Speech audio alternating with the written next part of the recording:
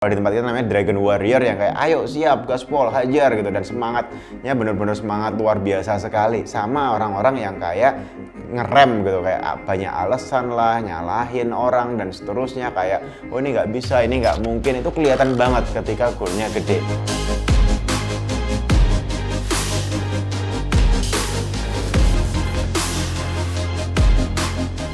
Oke teman-teman semua, gimana cara meningkatkan profit bisnis kita 10 kali lipat dalam waktu 50 tahun?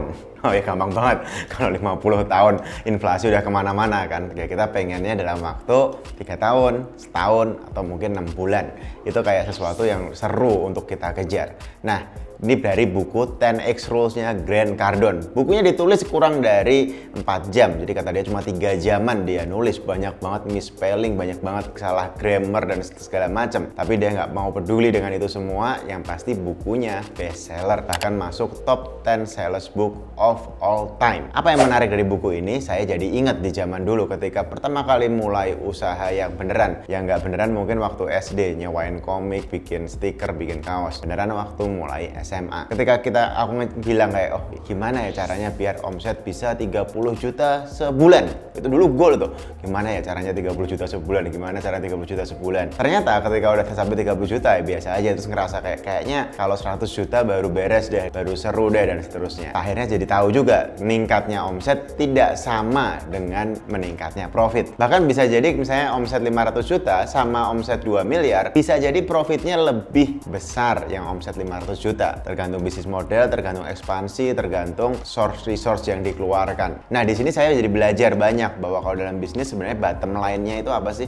Profit. Profit nggak cuma finansial ya, ada juga yang sosial, environment dan seterusnya. Ngomongin people dan seterusnya. Tapi poinnya di sini biar gampang 10 kali profit finansial dulu. Nah, di buku ini pertama ngajarin bahwa kalau kita mau bikin goal apapun, sebaiknya goalnya itu 10 kali lipat dari kondisi kita saat ini. Itu kenapa? Karena kalau aku juga belajar banyak dari ini bahwa ketika kita misalnya ribut sama tim di kantor segala macam, kemungkinannya cuma 2. Yang pertama, kita tidak memiliki goal yang cukup besar sehingga semua orang masih sok pinter, sok ngerti, sok bisa, sok yang kayak ngatur-ngatur, nyuruh-nyuruh dan seterusnya, karena mereka berpikir naikin 20-30% masih ada di kepala mereka. Tapi kalau 10 kali lipat, harusnya caranya tidak ada di kepala kita. Karena kalau ada di kepala kita, ya sudah 10 kali lipat kita. Buktinya kita belum 10 kali lipat. Artinya kita masih semua belum bisa. Atau yang kedua, problemnya adalah mungkin kita belum punya musuh atau kompetisi yang sepadan untuk seru-seruan. Jadi kayak ya kita nggak tumbuh ya nggak apa-apa,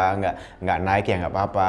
Goalnya kurang menantang, goalnya kurang seru, goalnya kurang bikin gregetan. Di sini, saya ngerasa bahwa poin yang paling kerasa ketika kita bikin goal 10 kali lipat dari yang kita sekarang, yang pertama, kita ngerasa bodoh. Karena saat ini tentu kita belum 10 kali lipat. Di sini saya jadi belajar gimana kalau kita main sama orang yang sudah 20-30 kali lipat dibanding kala kita sekarang. Kita jadi kayak lebih tahu gimana caranya sampai 10 kali lipat. Kemudian, rumus kedua di buku ini adalah actionnya 10 kali lipat. Tentu nggak mungkin kalau misalnya, oh saya kan kerja 8 jam sehari, apakah jadi 80 jam sehari? Bukan itu poinnya, nggak ada 80 jam kecuali kita leverage waktu kita dengan delegasi atau rekrut tim. Sehingga misalnya kita jadi bersepuluh, waktunya dibekali 10. Karena tim kita sekarang 10 orang. Itu salah satu cara. Tapi kalau untuk diri kita sendiri, dari Anda pribadi, diri saya pribadi, gamenya adalah nyari 10% hal yang benar-benar ngaruh, benar-benar penting, yang benar-benar bisa mengkontribusikan terhadap impact result. Jadi kayak you either can make a result or make excuse, you choose one. Jadi kayak banyak orang yang nggak giving result tuh karena banyak sekali alasan. Nah ini juga yang kenapa di kantor misalnya kenapa susah tumbuh, karena banyak orang-orang yang 90% alasan, ngomongin orang, susah lihat orang senang lihat orang susah, dan nyalahin orang dan seterusnya. Tapi ketika goalnya 10 kali lipat, itu tiba-tiba semua orang jadi tahu bahwa ini di luar nalar, di luar kemampuan mereka. Akhirnya mau nggak mau ketika kita nge-push semua orang untuk belajar, untuk melakukan ekstra mile, ya harus mau karena goalnya 10 kali lipat. Dan ini juga dengan sangat mudah langsung ketahuan siapa orang-orang yang dedicated, yang komitmen untuk mencapai goal itu, dan siapa yang kebanyakan bullshit, kebanyakan alasan, kebanyakan excuse, nyalain orang dan seterusnya.